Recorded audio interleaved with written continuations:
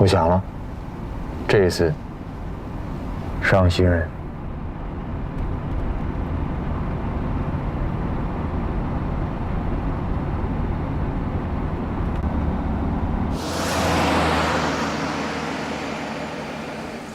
不行，我不同意。你看你怎么老不同意呢？那什么事情都有第一次，对吧？第一次发射的人多了，那么多老兵，你看看你手里的架，有多少人是第一次参加发射任务？咱论资历、论经验、论临场处置，我的吕征同志啊，是我明白你的意思。剑走偏锋，有的时候是可以一击致命，也可能真的是一击致命啊！自己的命，看什么看啊？啊，手里没活啊？干活！真是的一天。你就是踢过足球吗？我知道你要说什么。完成最后绝杀的，往往都是刚上场不久的板凳队员，对吧？可是，这是发射导弹，跟踢足球能一样吗？你别忘了，按你说的那些板凳队员，个顶个都是高手。那板凳队员也需要有深度，也需要有厚度啊。哎，那你说，他们啊不能成为首发是为什么？不把握呗。你看，那有没有可能是因为技战术的安排？行了，别跟我说这个啊！我是一个小20年的球迷，20年足球我懂，我都懂。咱俩现在探讨的根本就不是一码事儿。这件事儿关乎到270旅的颜面，这时候老将最稳妥。你看，老将是不是都累了呀？那受替补啊！我先声明啊，夏卓、欧阳俊在我眼里可不算替补。按照你的足球逻辑，这些人是进不了大名单的，不用考虑。哎，你看，吕征，你我心里都清楚，首发4个人，郎有成、陈浩峰、侯继东、杨万金，现在就杨万金能用，那咱们就以杨万金同志为基础，再拉仨人，哪怕我说的是哪怕啊，哪怕你让林安邦顶替驾驶的位置，我都没意见，人家展示过技术了，没问题呀。可欧阳俊、夏卓，好玩不到，易子梦更不用说了，那是早晚要进文艺青年兵小分队的艺术家，我压根儿没指望他参加发射。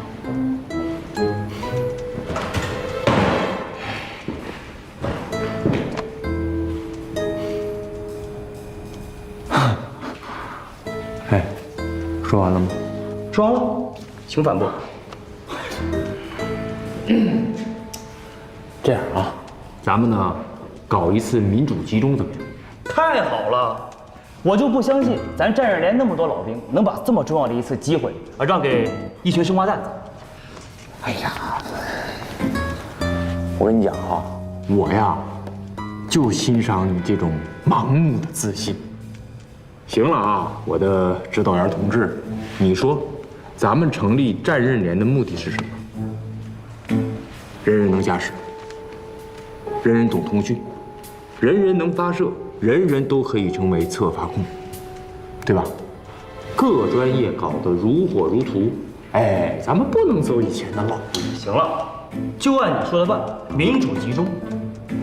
老吕啊，这么宝贵的机会，它不是大风刮来的呀。这不就是大风刮来的吗？不生气，不生气，不生气。不跟你闹了，开会。不用开会啊，这样，我呢全场广播。行。大家注意一下，我是吕征，讲一下，从现在开始，截止到后天中午12点，我们战刃连将执行第1次导弹发射任务，也是咱们270旅第100枚导弹发射的任务。在这里呢，我不过多的强调这次任务的重要性，发射权来之不易，我也不在这里多说。现在呢，咱们民主一下，请各个架着号手投出你庄严神圣的一票，选出各自岗位你们认为最优秀的人，选出的每一个人将代表咱们战刃连的理念，成败在各位的手上。来，投票了。来，休息。安邦，来帮忙，投票了。哎。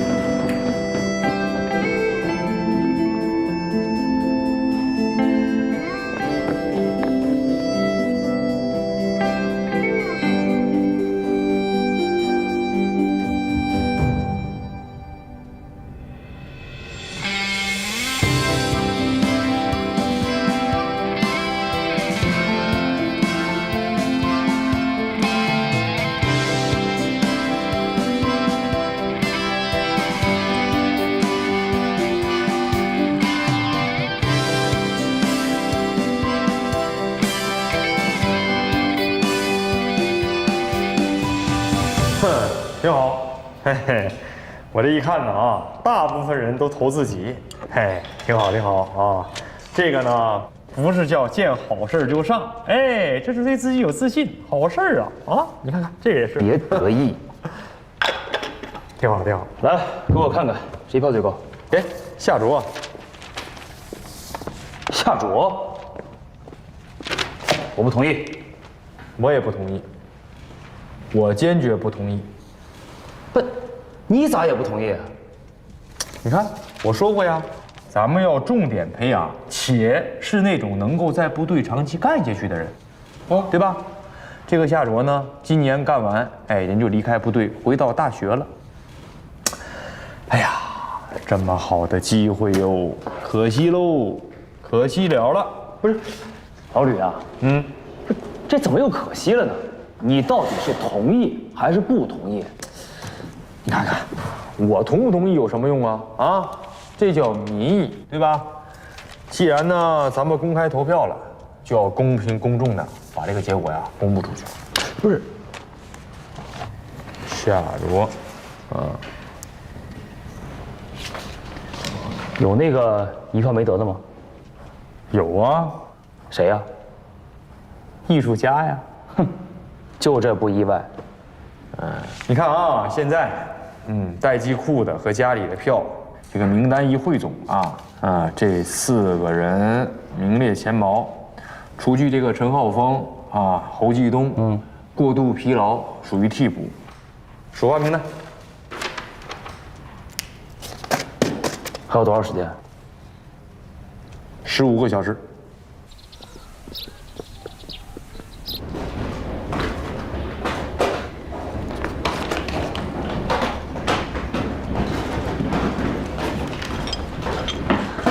又要进待机库了，对，15个小时之后就要发射了，我得过去保障。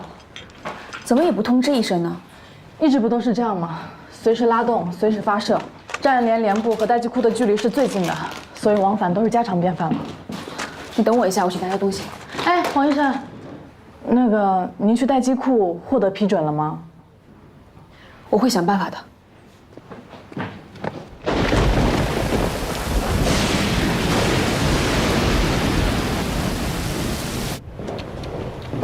谁让他来的啊？他说他有基地的命令。基地的命令。他来这里是做心理咨询和数据采集的。这里是阵地啊，他不能来这儿。人家拎着行李在门口等着呢。你去告诉他啊，他的阵地在战联的营区啊。我们这马上导弹就要发射了，没有人，没有时间陪他做心理游戏。就这么说呀？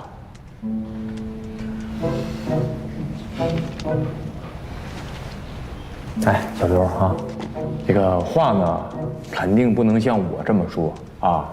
你呢，可以稍微表达的，委婉一点，好吧？啊，连长，委婉点儿是什么样啊？这就是你带的兵是吧？请继续指导。你把我刚才说的话跟他复述一遍，音量上在我的基础上，降2个8度，好吧？把温柔度，在我的基础上呢，提升2个8度，明白了吧？好，去吧。是，连长指导员再见。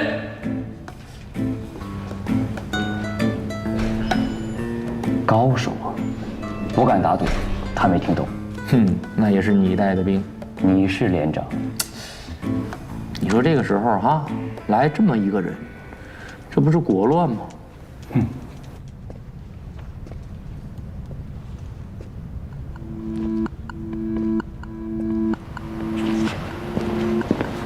黄文同志，连长，吕连长是不是说我的阵地在战刃连的营区，而这里是待机库重地，马上就要发射了，闲人免进。是。军械电话借我用一下。您跟我来。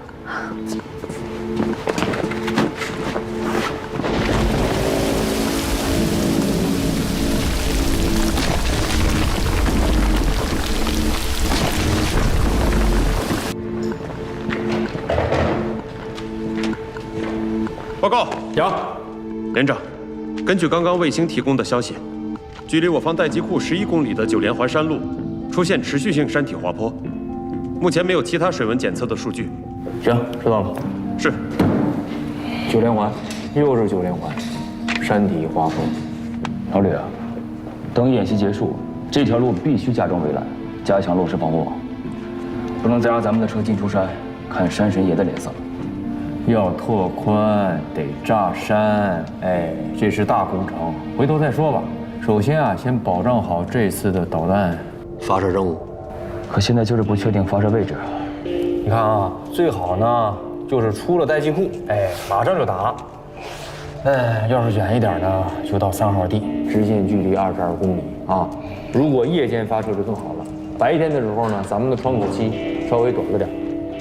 3号地，3号地。可要是在3号地的话，9连环是必经之路。必经之路。报告。见。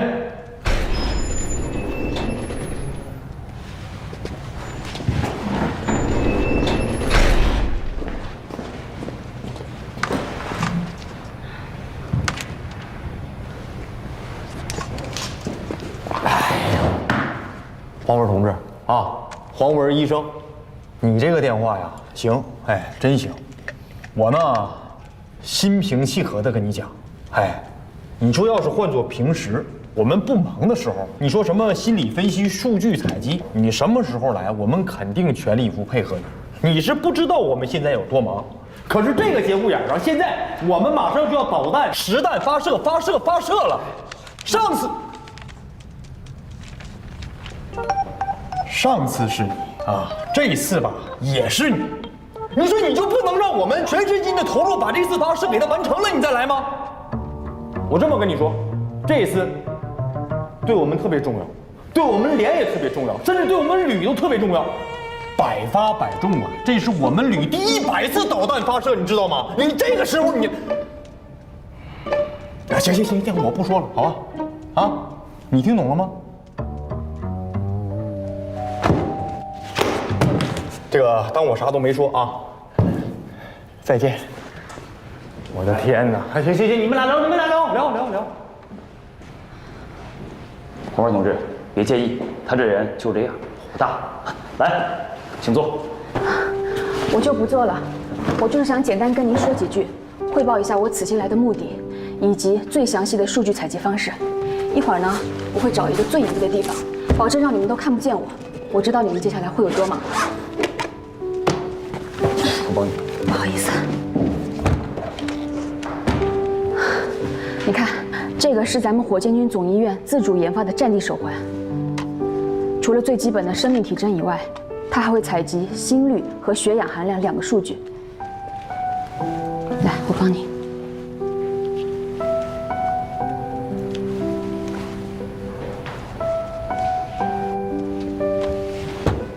你看，手环的数据采集方式已经通过了保密审核。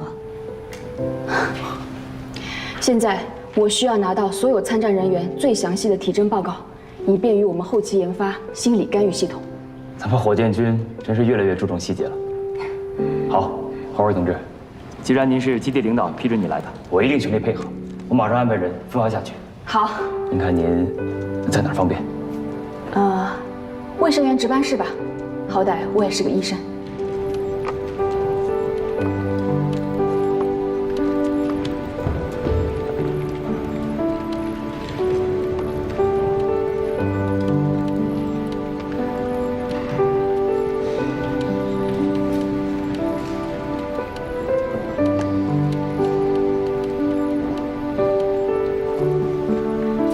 连长，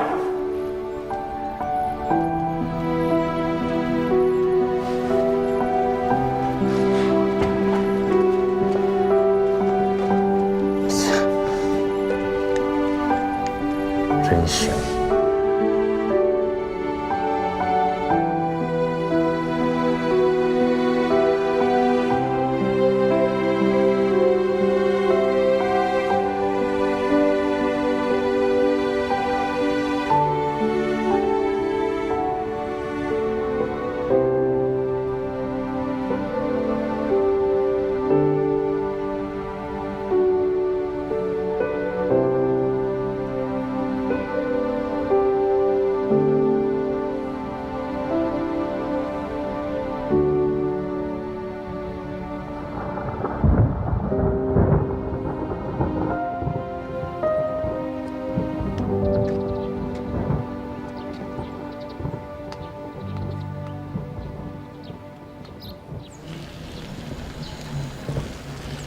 梁老师，梁老师，哎，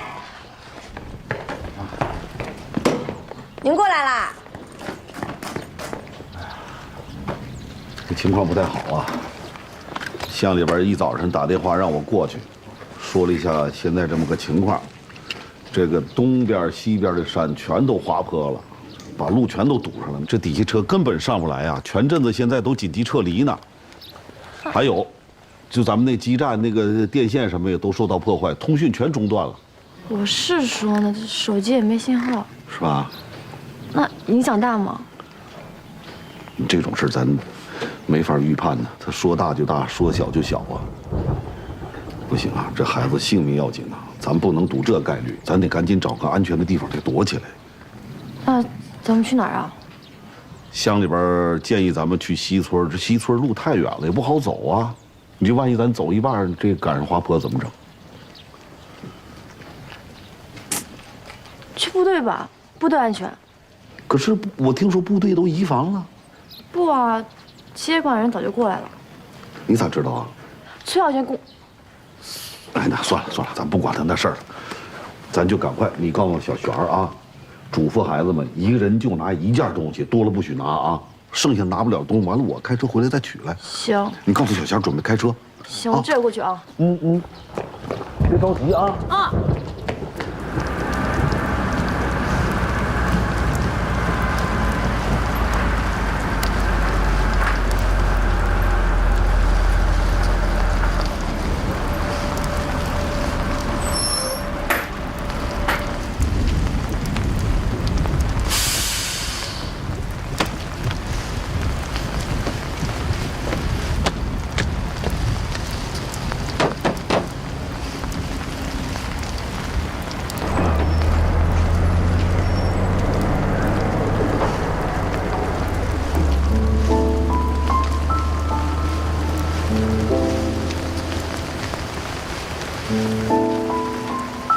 一子梦，张世斌，哎，刚才那车不是拉最后一批人走了吗？你咋回来了？你不在食堂做饭，你跑这儿来干嘛？哎，我倒是想去，这不是实弹发射吗？全连现在都是战备补给。哦，所以咱们炊事班也就留守了。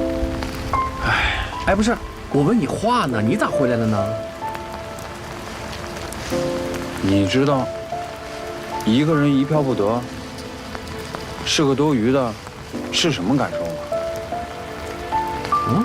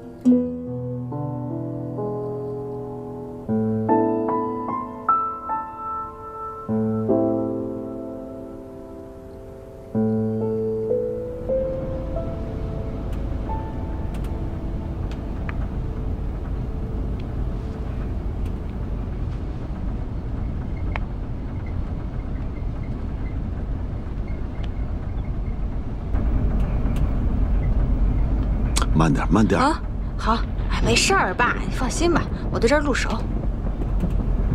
回头再跟你算账。我就是送货的时候走过这儿，我没走过这儿，其实。胡说八道，那是2个道，你送货的时候能走这儿啊？哎呀，懒得跟你说。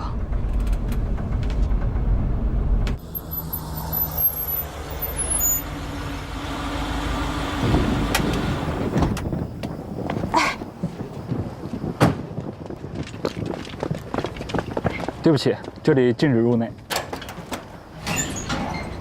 你好，同志，我是咱们附近那个义清小学的校长，我叫赵毅。这不赶上山体滑坡吗？我担心孩子在学校危险，我就想带着孩子到咱们部队上避一避。你看这个情况。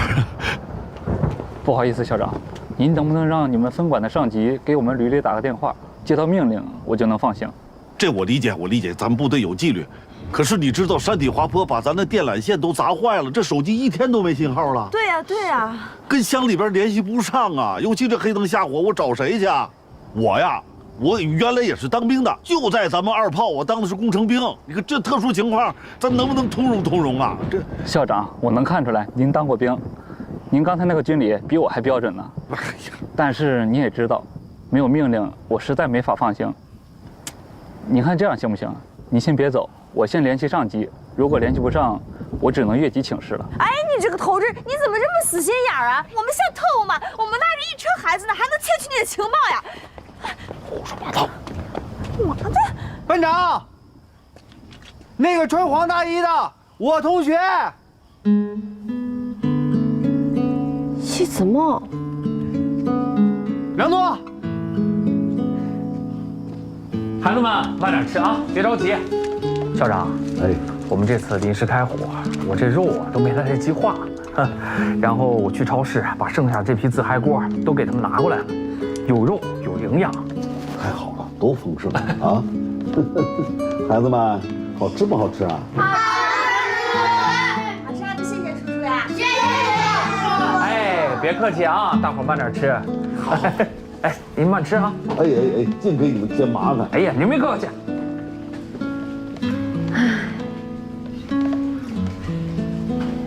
真没想到能在这遇上你。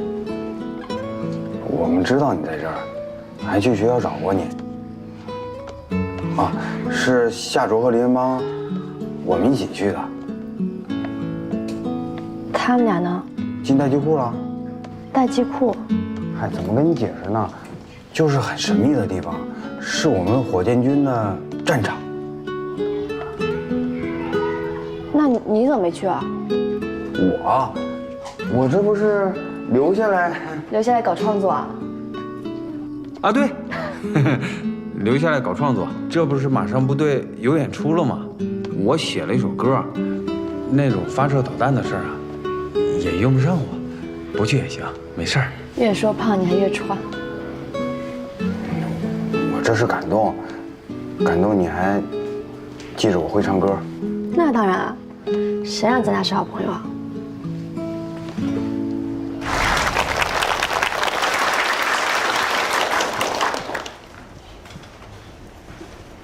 各位同学，接下来就让我们有请我们大学生参军代表易子梦为大家带来一首吉他弹唱，由我校女子合唱团和声伴奏。好。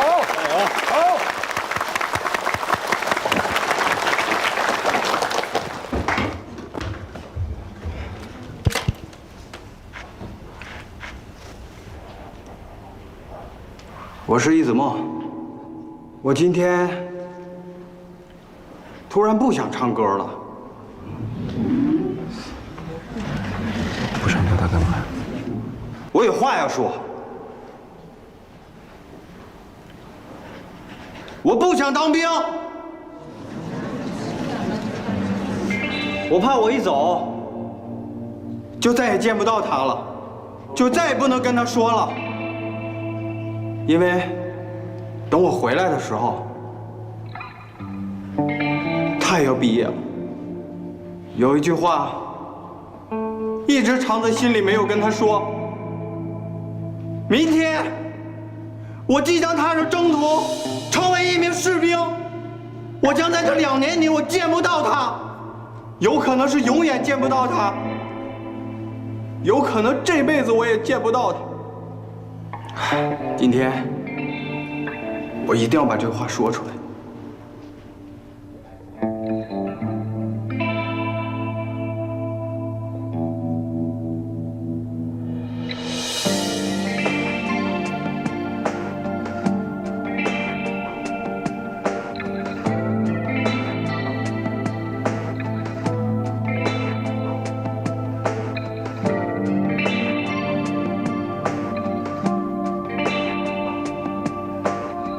杨诺，我喜欢你。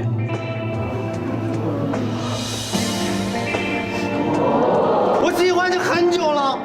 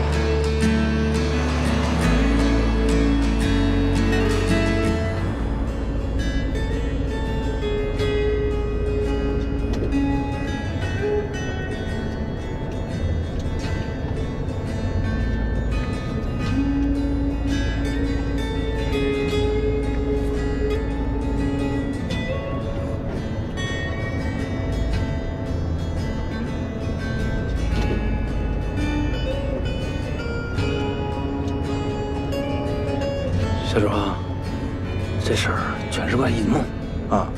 这小子藏得深，那我都没看出来。但是咱们3年的感情，那也不能一直都2不粗吧？要不你给他个台阶？啊？给了，说好了，我跟他说下去。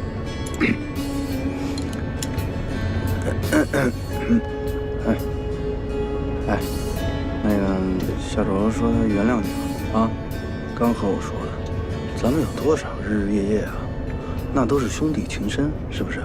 第5排，要不待会儿靠过道那个，站起来那个，给我坐回去。让人一个急刹车你就冲出去了。后脑勺还长眼睛啊！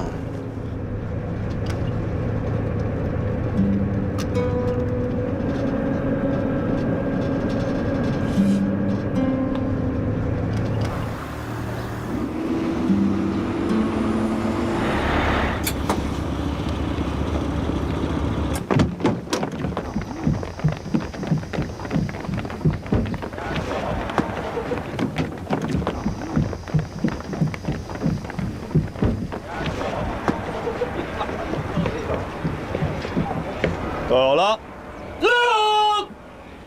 小心。路途比较遥远，保障啊也比较困难，又赶上饭点了。我们呢，让兄弟部队为我们准备了简单的午餐。干嘛呢？有什么问题吗？吃饭时间20分钟，2个要求。第一，能吃多少你就拿多少，能拿多少你就吃多少。第二，吃饭的时候不允许说话，听明白了吗？听明白了。回答是。是。立正。将坐正。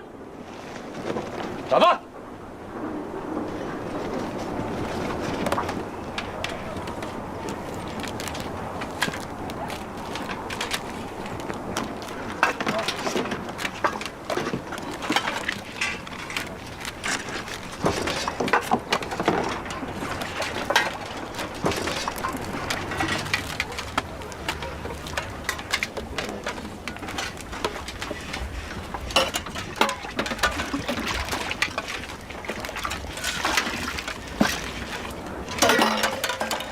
干嘛呢？啊？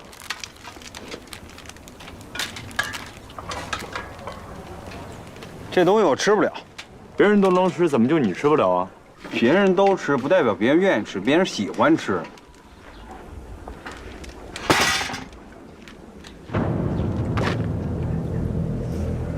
你给我捡起来！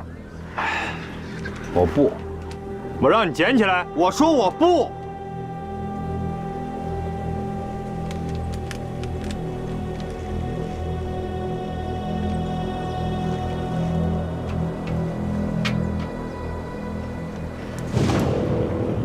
你再说一个试试。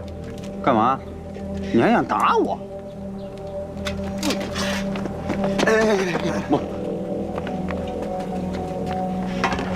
首长，我吃，我饭量大。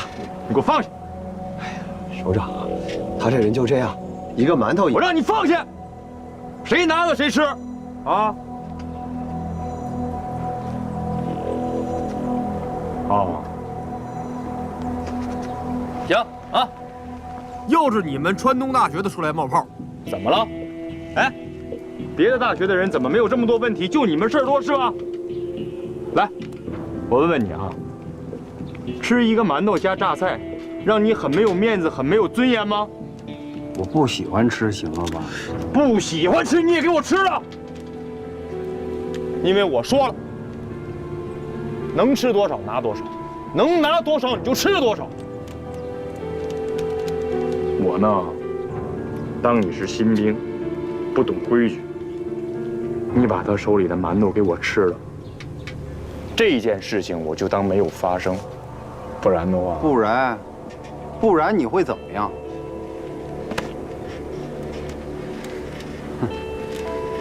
看来我对部队的期望值过高了。真要是我们到了部队，上级跟下级这么说话，我宁愿不当这个兵。孟，你给我站住！给我站住！我告诉你，我不管你当不当这个兵，此时此刻你就在部队，你就是一个兵，上级不可以跟你这么说话吗？你要为一个馒头和榨菜挑战上级的底线吗？挑战你底线是吧？喂，我挑战你底线，怎么了？多少钱我赔你？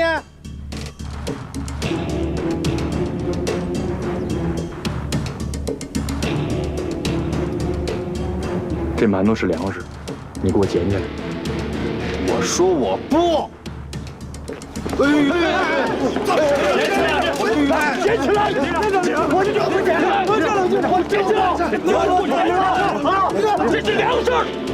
大姐，别拦住我！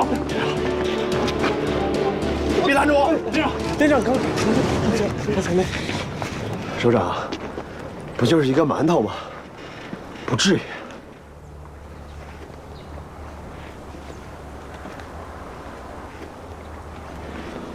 孟，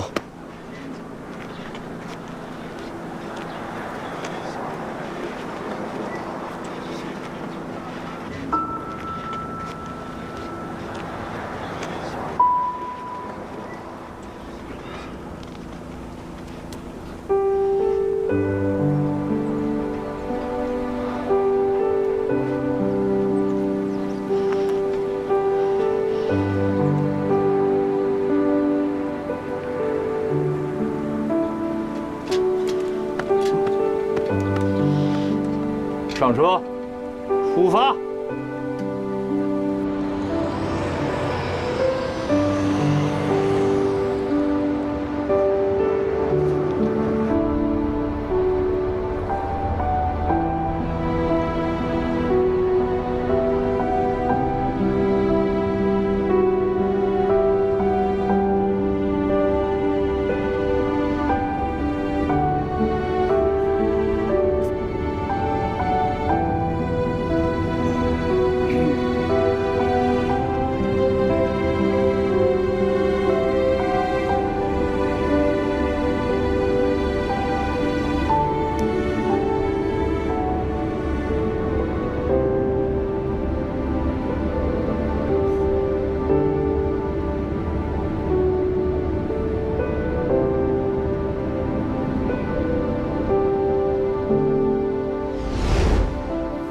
你不仗义啊？我咋啦？你说你来小学支教，也不告诉一声，搞得神神秘秘的。要不是我们连把鹅丢了，还找不到你呢。我们那只也丢了，还不上你们了。真的，我们那只是我们连的连宠，还是我们学校的校宠呢。这么巧？哎呀，哎，你们那儿有多少孩子？都在屋里睡着呢。这么少啊？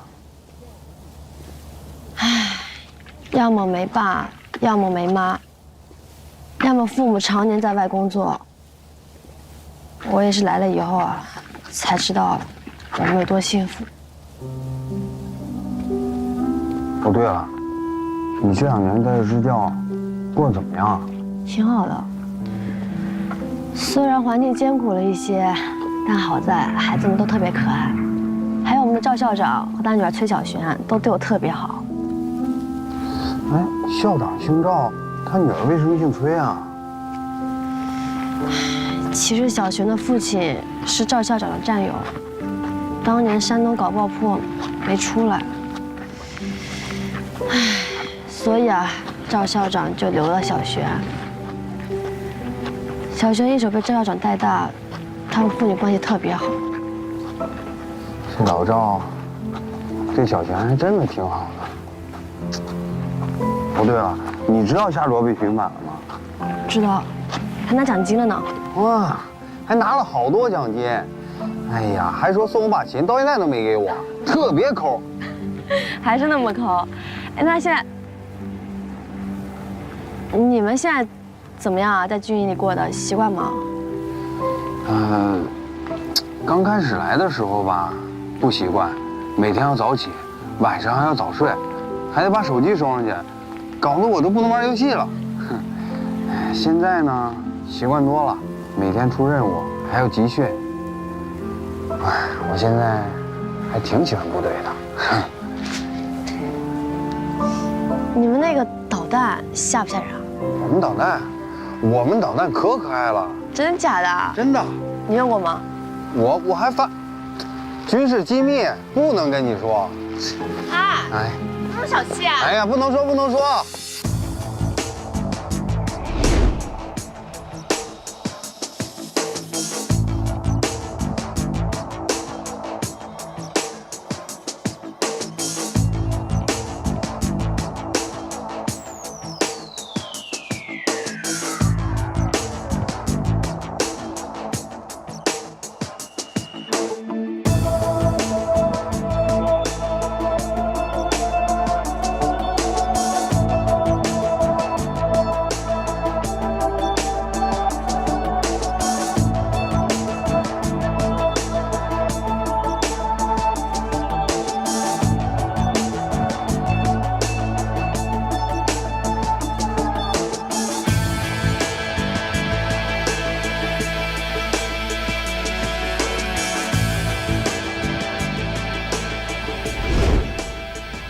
班长，基本上核对完了，你看一下。这样弄完了，这个数字也是有变化。这个，对，这个你看到吗？看那个。夏卓、汪文俊，你们班长喊你。去吧。班长，那去一下。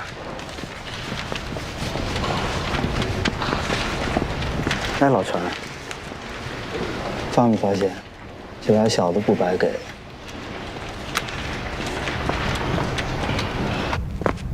不能马马虎虎的，明白了吗？明白。班长啊，发射班底的名单已经确认了，经全连推选，由营党委研究，并报旅党委批准。我担任车长，连邦担任驾驶员，欧阳俊担任通讯号手。夏卓，策发控号手。我通讯号手。班长，你没开玩笑吧？这么多优秀的老兵，这么多家，为什么就是我们？我也不明白啊，这么重要的任务，弄了这么一个班底。哎，杨班长，你这话说的整得我们跟等闲之辈似的。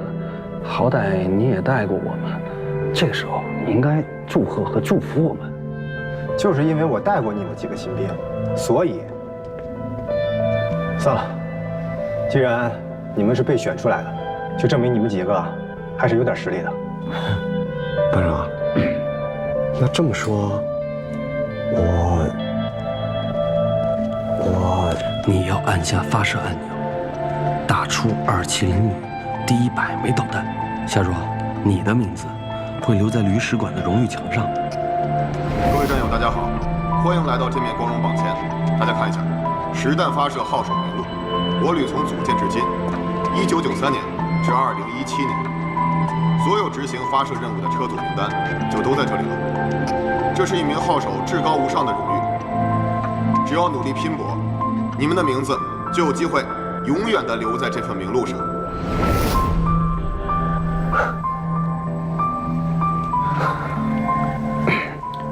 小卓，恭喜啊！谢谢。走，跟我去检查一下发射车辆。等这枚弹检测完毕以后，马上进行吊装，24小时内待命发射。是。走，报告。我上个厕所。1号车库集合。是。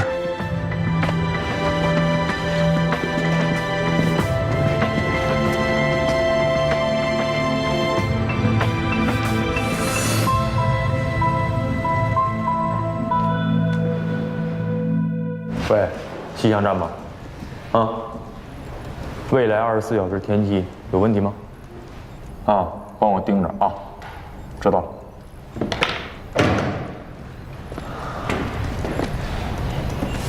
报告，进。连长。啊，有事吗？连长。啊。关于发射任务，我想跟您沟通一下。有什么沟通的呀？不都宣布了吗？啊，回去。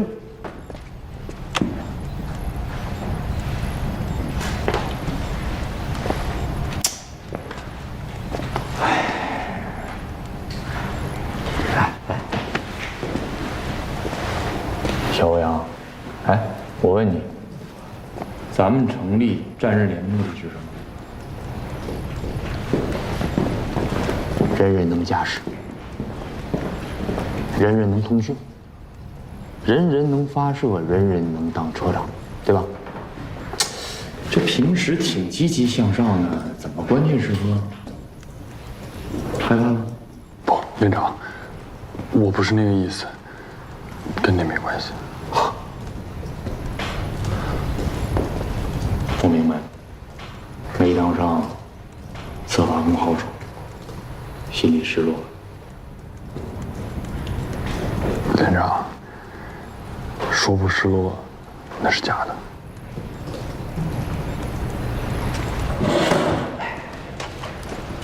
你看哈，谁都知道，策发工号手是最牛的，对吧？但是呢，一个车组只能有一个策发工号手，而且也只有他可以去按那个最后发射的按钮。是。所以连长，我想清楚了。我要退出发射车组。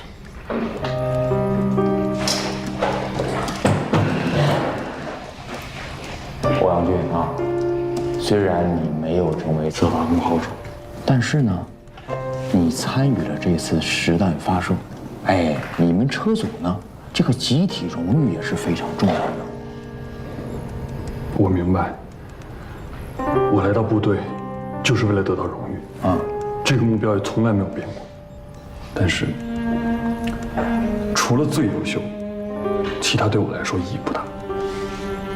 我也知道，宣读完的命令是不可能改变的，但是我主动退出，这个应该行吧？明白了，啊，不折腾，不闹腾，自己走人。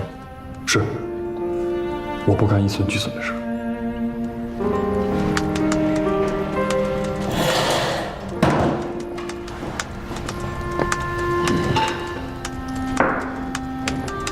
连长，您别生气，这都是我自愿的。这次我没能参加发射任务，但我会继续努力，争取下次的机会。小刘，我倒杯热水。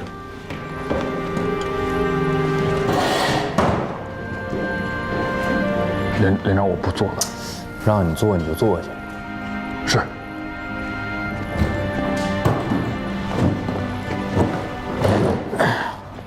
你小子啊有种啊！我呢也喜欢你这种直来直去的性格。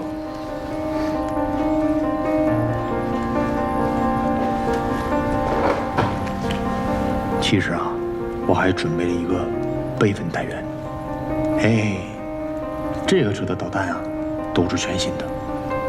这个备份单元呀，也要素质过硬，优中选优。原则上，谁先到达阵地，谁先发射导弹，明白吗？不明白。你看啊，过一阵咱们连就要上报题干学员的名单。我希望你能有一次完美的实弹发射。小欧阳啊，你愿不愿意参与备份单元啊？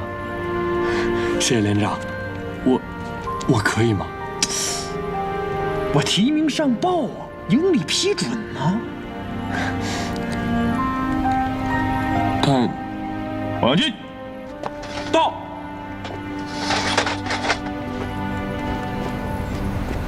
我命令，即刻起，你就是备份单元，司法库后手。是。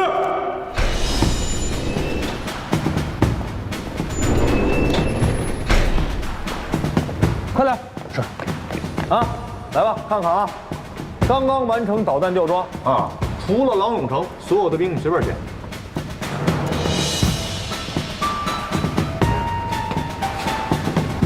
我随便选。对，随便选。所有的老兵随便选。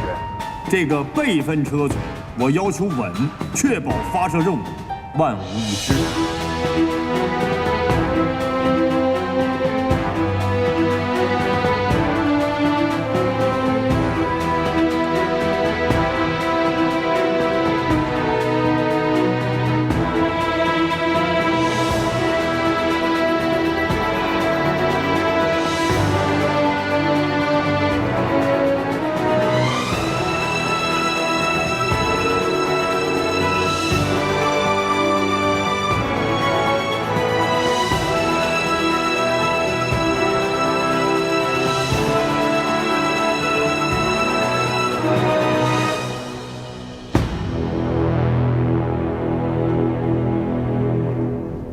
吕征啊，吕征，你好歹征求一下我的意见呀！你看我这不是正打算征求你意见呢吗？你这是征求吗？你这叫通知。你看，你老急，忙老急呀！哎，有什么事咱慢慢说啊。我跟你说啊，我的意见不行，不同意。小会儿，哎，坐下说啊！来，坐下。来，喝口水啊！不喝。行，哎，我问你啊，你说咱们以前呢，重大发射任务是不是一定要有一个备份单元？对啊。但是以前的备份单元呢，一直在等待机会，对吧？只有等着主车出现问题了，出现重大事故了，备份单元才能上。但是现在我认为不一样，他们是竞争关系，谁先准备好，谁先发射。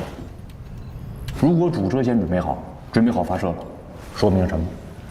说明主车，王牌号手，那就是王牌号手。可如果要是备份单元提前准备好发射呢？那说明什么？说明不要以为主车就是王者荣耀啊！备份单元很容易成为荣耀王者。这叫啥？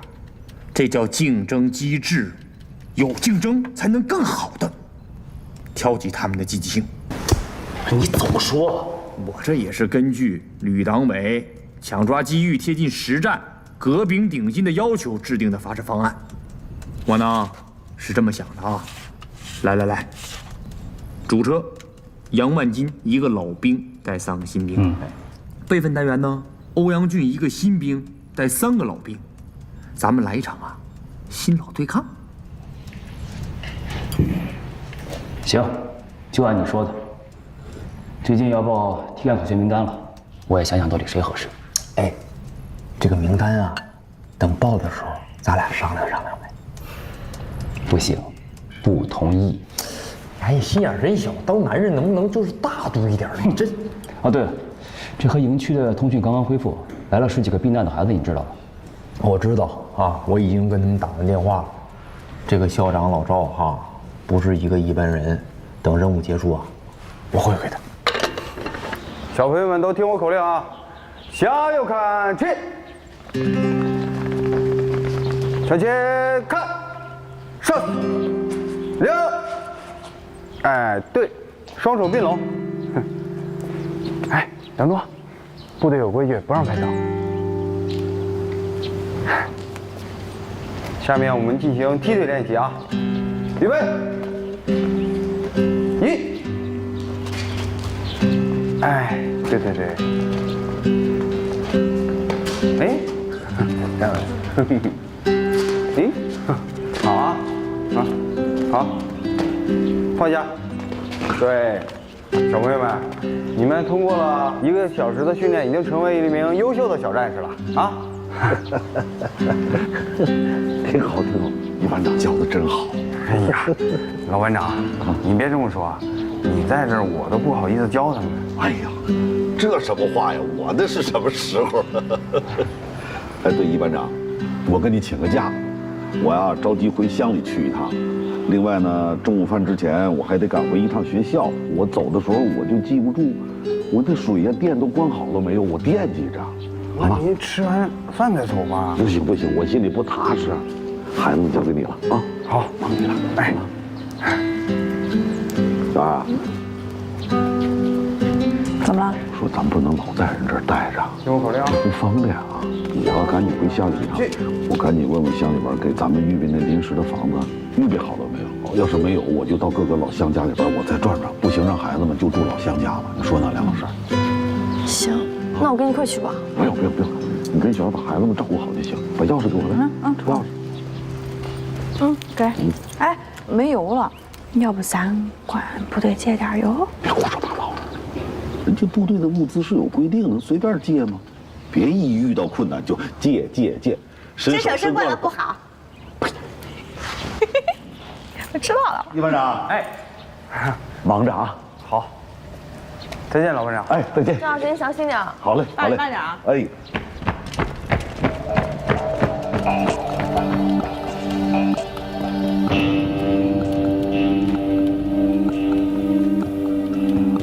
合格。确认。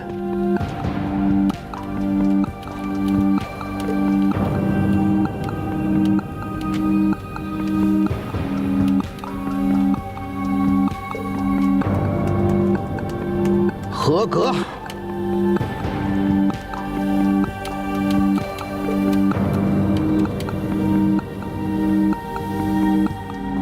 确认。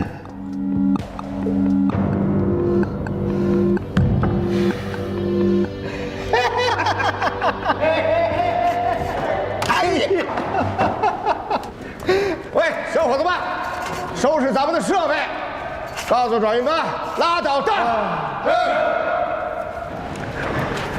嗨，同志。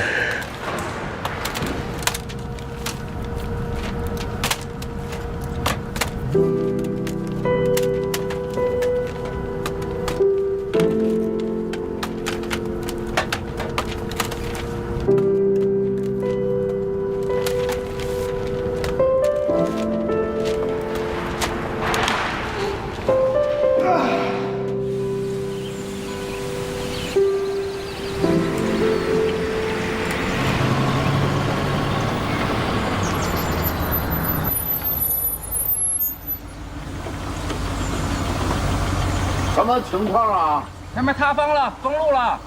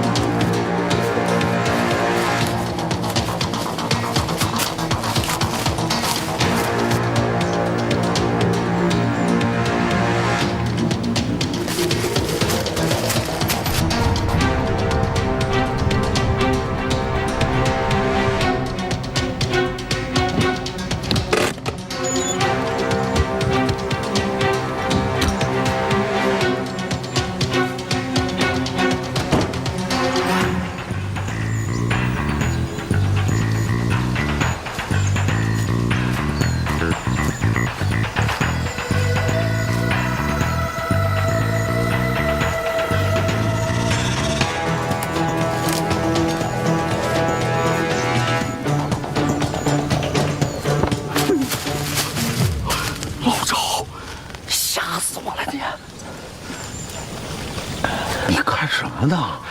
鬼鬼祟祟的。啊，执行任务。执行任务？哎，啊，军民联防，解放军有任务，让我们负责各个山头的联防，以防这个敌特分子来捣乱。部队有行动了？对呀，要不能叫我来。哎，你少打听啊，这是国家机密。都说了吗？不该说的不说，不该听的不听，不该问的别问。哎呀，这我懂，我这老当兵的了。好了，那是你以前了，谁知道你现在有没有叛变呢？这怎么说话？跟你闹着玩呢。哎，对，你干嘛来了？这个路上塌方了，我这车走不了啊。我就寻思，我绕过去，我这。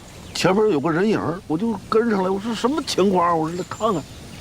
哦，怎么回事啊？哦，对，那个学校挺好的，还挺好的。啊，好就行。你看，走吧，啊，走。好，哎，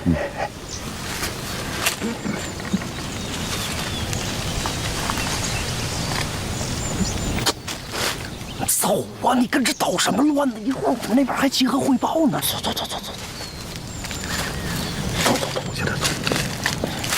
哎，往哪儿走？那边。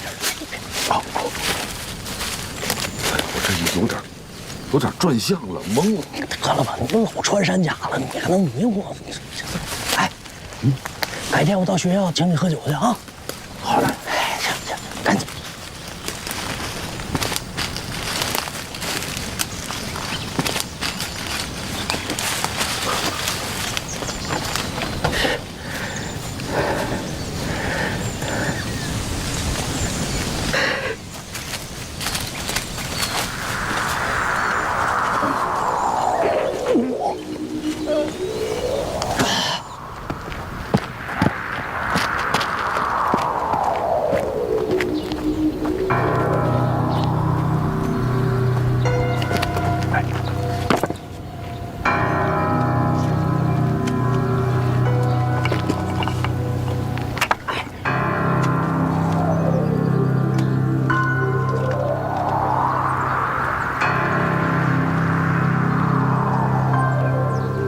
设备已连接。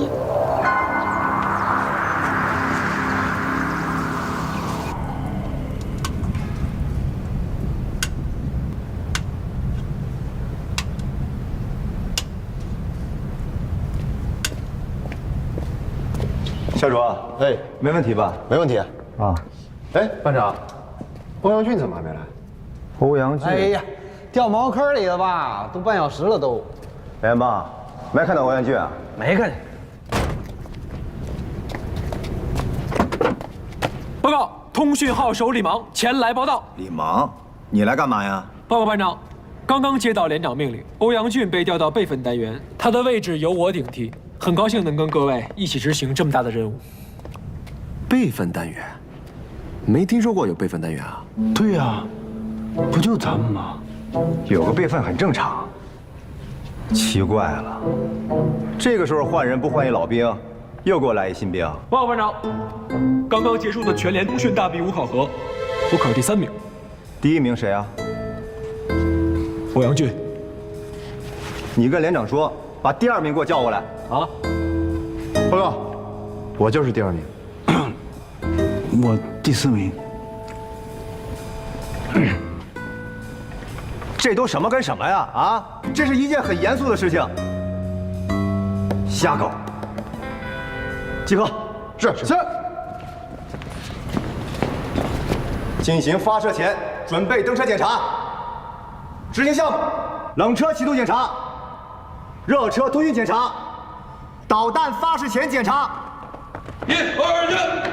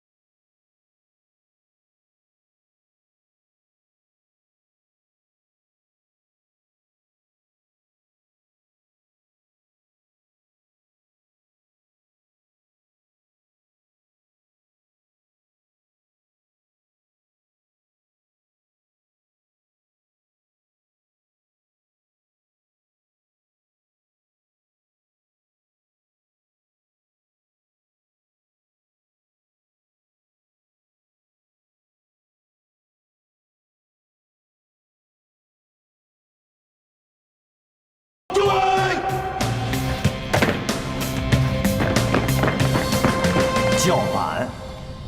大家不要受到他们打扰，把每一个技术动作、技术流程都做到极致。咱们是主力车，备份那是说给自己宽心用的，不硬气。这第100枚导弹一定是从咱们928号车主力架发射出去的。大家有没有信心？有。号手就位，号手就位。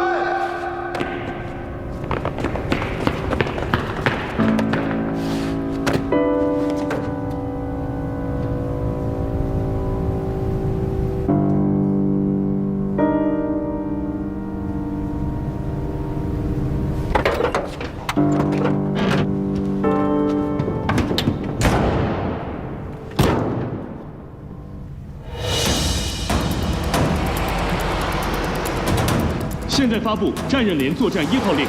现在发布战刃连作战1号令。各指战员进入预设站位 A1、A2区域及连指挥部，进入1级战备等级。报告，未来24小时天气阴，有阵雨或雷雨，短时阵风6到7级，水温观测正常，山体没有发生继续滑坡。报告，9连环山路仍在抢修当中，预计剩余时间16小时。我们已经派出了工程部队进行协同抢修。预计湿滑道路及砂石陡坡路段占全程路况45%。报告，未来24小时过境北斗卫星全部协同完毕，外方卫星凌空布鲁西斯2次重叠，共5个发射窗口期，时间已汇总计算完毕，最长发射时间15分12秒，最短发射时间4分15秒。好，风水电系统全部运转正常，全库功率使用率为75%，水能、电能储备充足。报告，928号发射车、822号发射车已完成全车级弹体核验，全员待命，随时等待指挥部发射任务及发车指令。阵地周围的安全情况怎么样？报告，军民联防已经启动，周边民兵已经全部进行战备巡逻状态，目前未发现异常状况。好，知道了。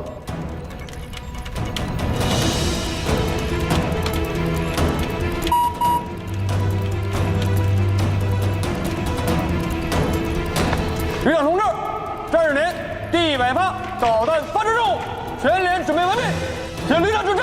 战刃连连长吕征。这次发射任务是多科目演练，不仅考验你们的实弹发射能力，还考核你们的长途拉动和特警处置能力。但是目前山路阻断，气象不好，卫星凌空，时间密集，窗口极短，你们能克服？报告旅长，战刃连没有克服不了的困难，战刃连没有打不住的导弹，请车长放心。那我们就拭目以待了。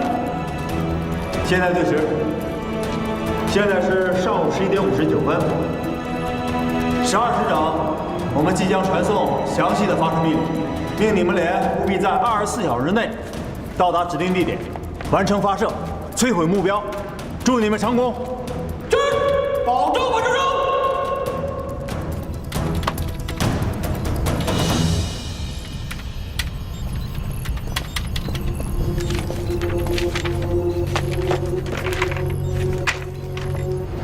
老吕，这不是咱们的阵地，是不是搞错了？没错，我知道这儿，334旅以前废弃的1512阵地，咱们营拉练的时候我还到过这儿呢。1512，200公里，这也太远了。行哈，这是让我们进行一次远途的拉练发射，24小时，如果这算上窗口期，正常的速度，明天上午才能到达，再避开窗口，实际上可能就2个窗口期吧。老吕，这沿途的道路受阻，加上卫星凌空的战术伪装，这个时间几乎是不可能的。我想一想啊，沿途有导调科目吗？就算不增加新的科目，准时到达，就算是成功了。哼，好事儿，好事儿啊！下达发车指令。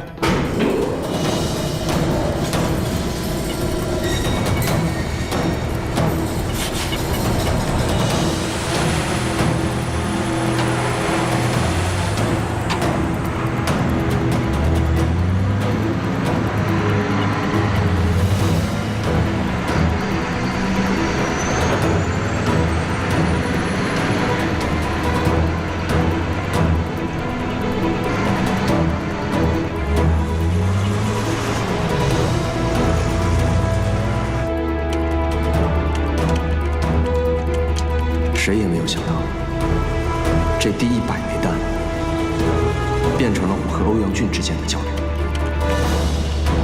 量。200公里的多科目无辅助单车奔袭发射，没人知道接下来的24小时会发生什么。我只知道，我的名字必须留在旅部那面光荣墙上。我一定是270旅打出第100枚弹的发射号手。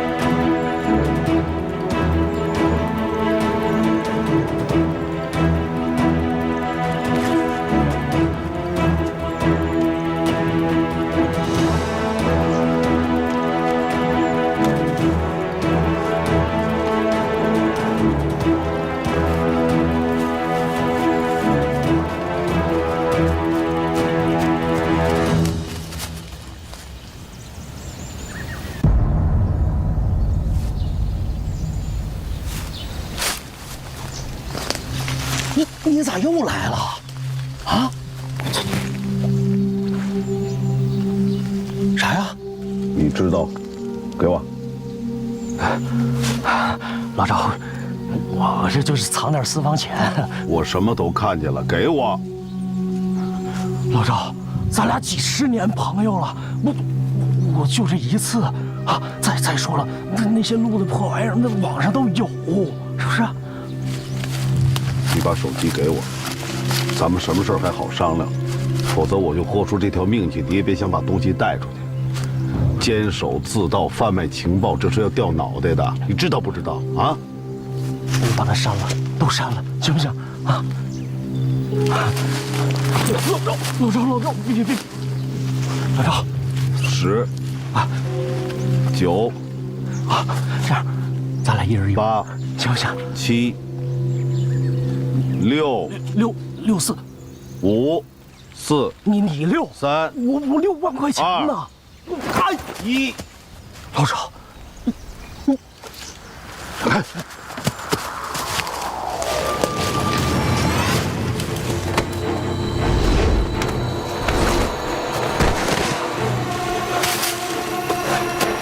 臭老头，你跟我玩真的是不是？啊？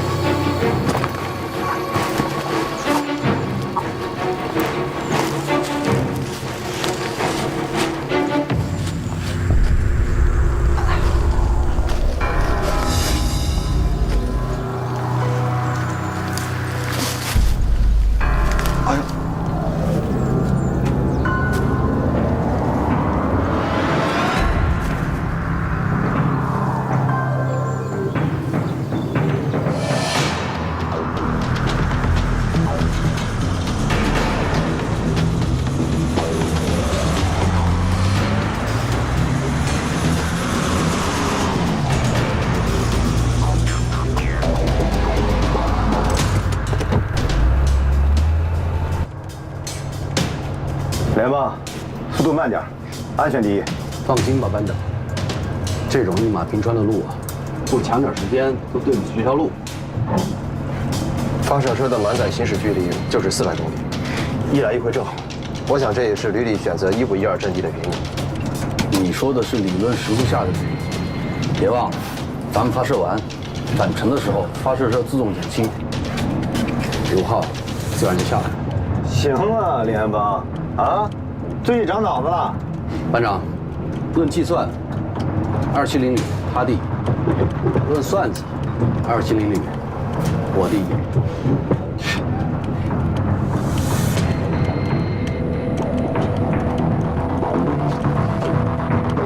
距离第一次外放卫星凌空还有1小时零15分钟，过境时间9分钟，我们必须留出15分钟的时间做伪装。没问题。汪洋俊，你干什么呢？上级信息到了？没有，我在计算油耗。沿途有山路，上坡下坡都很多，必须计算着开。如果大家一上来就这么快，油耗可能不够用。放心吧，汪洋俊，我对这车的了解比队友自己都懂。跟紧就好，我已经算过了，我们要抢的是5个重要的时间节点，只要有3次机会超过1号车，就有机会提前到达1512阵地。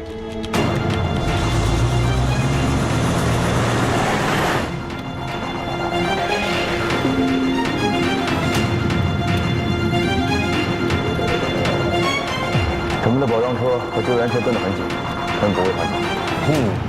希望用不上。大家看到了吧？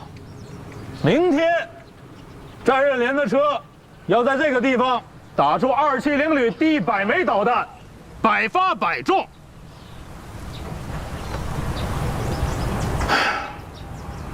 100发1中，跟我们也没什么关系。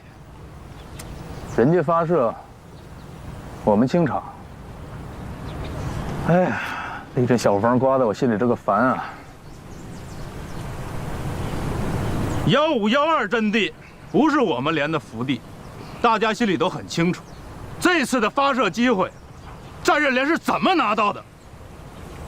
我们心里有气，有怨气，不服气，但是我们还是要认真的完成旅里交给我们的发射场地保障任务。有几个检查要素，大家心里要明确了：1. 场地平整；2. 通讯保障；3. 周边安全；4. 好好学习。我们要好好的看一看，这战刃连第100枚导弹是怎么打出去的。好的地方呢，我们学习；不好的地方，大家引以为戒。我相信总有一天，等我们发射的时候，在这儿给我们做保障的是战刃连。大家清楚了吗？清楚。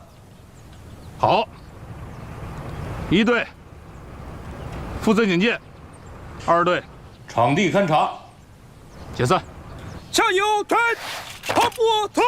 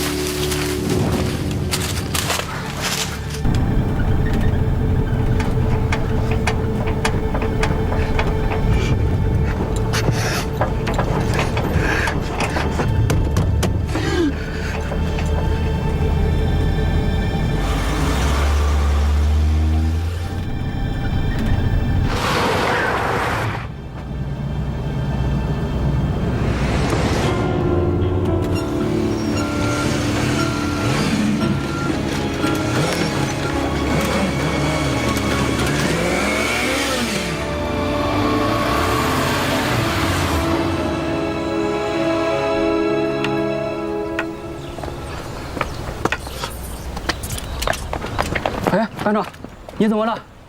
没事，你没事吧？带我找一班长，快点！好好好。哎呀，啊，你当心点，当心点。没事没事，走，快走。啊！爸，你怎么回事？别吵了，吓着孩子。一班长，蜗牛村的薛明奇搞鉴定活动，赶快去报告。薛明奇老薛，你认识他？军民联防演习的时候见过。对，就是他。他用手机拍照，那时候山上手机没信号，我估计他发不出去，我就怕附近有人接应。趁这时候演习刚开始，得赶紧去报告。行，那我去报告。我叫吕布派台救护车过来。哎，梁诺，你跟小璇赶快带老赵去卫生室。行啊，你小心点啊。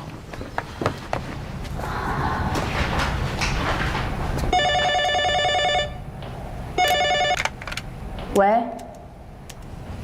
是，马上出发。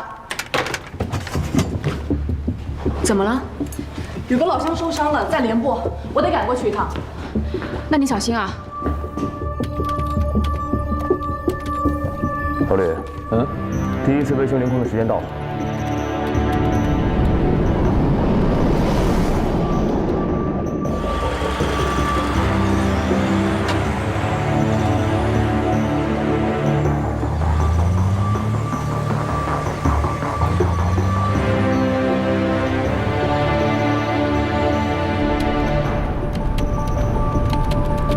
还有3分钟，卫星即将到达凌空，准备停车。2分钟就够。